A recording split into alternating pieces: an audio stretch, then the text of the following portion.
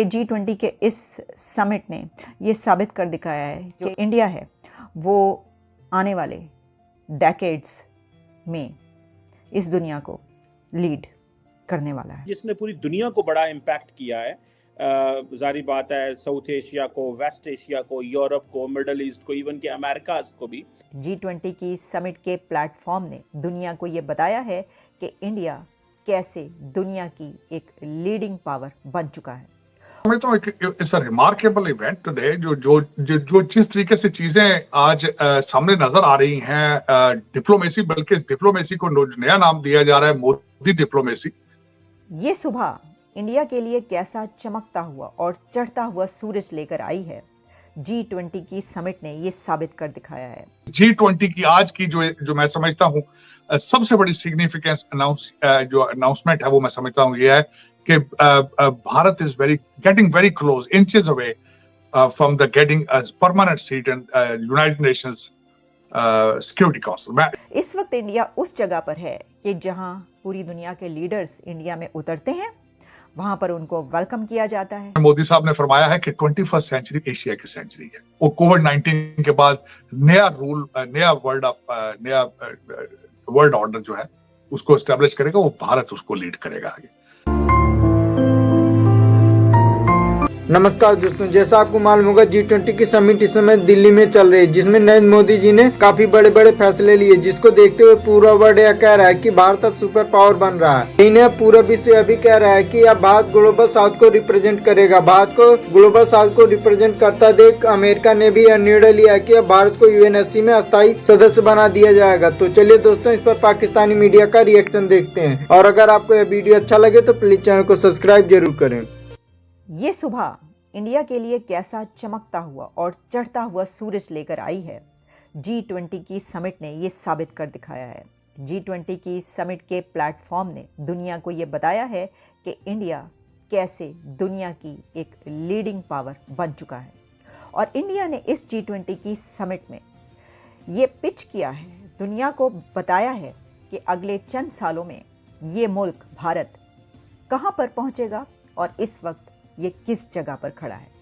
इस वक्त इंडिया उस जगह पर है कि जहां पूरी दुनिया के लीडर्स इंडिया में उतरते हैं, वहां पर उनको वेलकम किया जाता है। लेकिन आप ये समझ लीजिए कि इस वक्त चाइना को लेने के देने पड़ गए हैं। चाइना ये सोचने पर मजबूर हो गया है कि अब क्या किया जाए।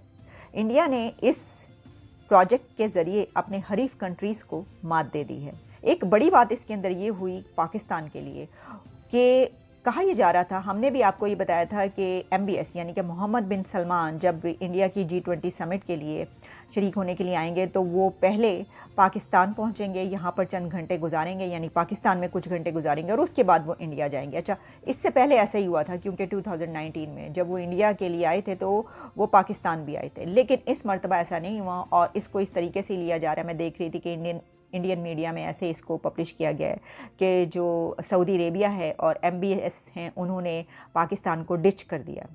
उन्होंने पाकिस्तान को ठंड माहौल करा दिया, यानी पाकिस्तान को लाल बत्ती दिखा दी है कि नहीं, आपकी तरफ आने का मेरे पास टाइम नहीं है, और वो उधर चले गए हैं। क्योंकि नाइजीरिया की जो इकोनॉमिक टाइज़ मज़ीद स्ट्रेंथन हुई हैं इंडिया के साथ, उसके ऊपर भी ये बात की जा रही है कि इंडिया ने चाइना को मात दे दी है।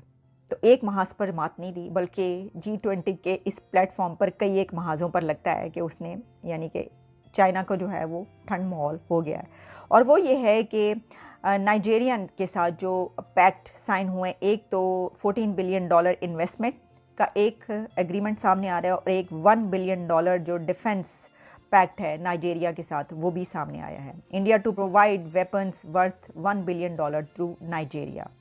और फिर ये कि जो इंडियन फर्म्स हैं वो इन्वेस्ट करेंगी $14 billion in the west African country. मैं ये समझती हूँ कि एक लीडर को ऐसा ही होना चाहिए। यही वजह है कि मैंने ये जो कहा कि G20 के इस समिट ने ये साबित कर दिखाया है कि इंडिया है वो आने वाले डेकेड्स में इस दुनिया को लीड करने वाला है। हमारे पड़ोस भारत के अंदर एक बहुत बड़ा डिप्लोमेसी का दिन था, बल्कि सिर्फ पड़ोस में नहीं, जिसने पूरी दुनिया को बड़ा इम्पैक्ट किया है।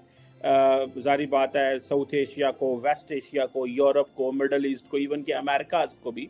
तार साहब, कैसे देखते हैं नरेंद्र मोदी की जो पहले तो ये कहा जा रहा था कि वो कंसेंसस डेवलप नहीं कर पाएंगे, लेकिन एक कंसेंसस ड्राफ्ट जो है वो भी जो रेजोल्यूशन है वो भी अप्रूव हो गया। और उसके बाद हमने देखा कि चाइना के बेल्ट एंड रोड इनिशिएटिव के मुकाबले में एक नया जो इकोनॉमिक कॉरिडोर की बात की जा रही है।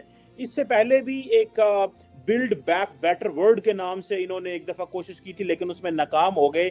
आप कैसे देखते हैं, क्या अमेरिकी सदर जो बाइडेन, नरेंद्र मोदी साहब चाइना के मुकाबले में ये जो कॉरिडोर लेके आए हैं, इसको कैसे देखते हैं, और क्या समझते हैं कि मोहम्मद बिन सलमान भी दोबारा वेस्टर्न ब्लॉक में आ जाएंगे? सर, मैं तो it's a remarkable event today, जो जिस तरीके से चीजें आज सामने नजर आ रही हैं, डिप्लोमेसी, बल्कि इस डिप्लोमेसी को नया नाम दिया जा रहा है मोदी डिप्लोमेसी।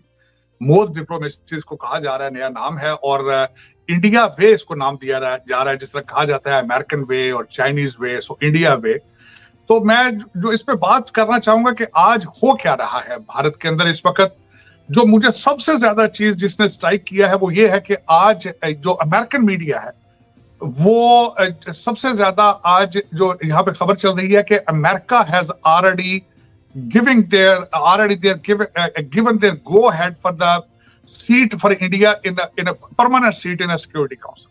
उसकी सपोर्ट उन्होंने दे दी है। अब पता नहीं how the China and Russia is going to behave.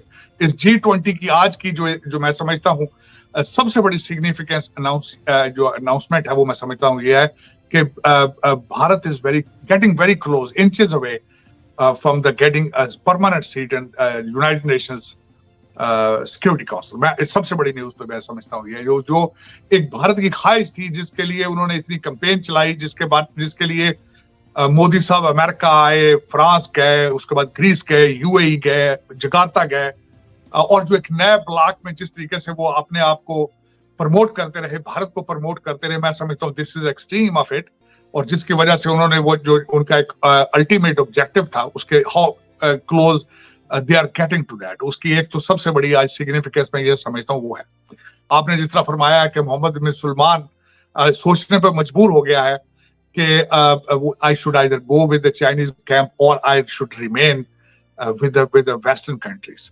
मैं समझता हूँ ये भी बहुत बड़ी अचीवमेंट है, और ये अचीवमेंट भारत को इसका क्रेडिट जाता है, मोदी जी को क्रेडिट जाता है, who has set the tone for that. उस जो इसका एक एजेंडा था G20 का, एक तो ग्लोबल साउथ के बारे में, ग्लोबल ग्रोथ, फाइनेंशियल स्टेबिलिटी और development needs of global south. और मैं समझता हूँ उसमें बड़े सक्सेसफुली मोदी साहब ने जो किया है, भारत कर रहा था कि इसमें फ्रेट के कास्ट को किस तरह कम किया जाएगा और किस तरीके से बेल्ट एंड रोड इनिशिएटिव को काउंटर किया जाए। और उस तरीके से अब उनका जो प्लान था, वो प्लान जो ये उन्होंने बनाया है कि यहाँ से शिपमेंट दुबई जाएगी और दुबई से ट्रेन के जरिए वो आगे यूरोप में जाएगी। तो उन्होंने क्लियरली एक पाथ दे दिया है which is a counter to the BRI। अब BRI की कमजोरियां क्या है, मैं वो भी उनको भी मेंशन करना चाहूंगा। एक तो BRI को समझा जाता है कि डेट ट्रैप है फॉर द डेवलपिंग कंट्रीज, जिसकी मिसाल आपके सामने श्रीलंका की मिसाल मौजूद है कि उनका एक डेट ट्रैप था जिसके अंदर वो फंसे और बैंकरप्सी तक चले गए। अब कोविड-19 के बाद इस almost a new world order, जिसका मोदी साहब ने भी जकार्ता में जाकर डिसीजन किया। जकार्ता में मोदी साहब ने फरमाया है कि 21st सेंचुरी एशिया की सेंचुरी है, और कोविड-19 के बाद नया रूल, नया वर्ल्ड ऑर्डर जो है उसको एस्टेब्लिश करेगा, वो भारत उसको लीड करेगा आगे।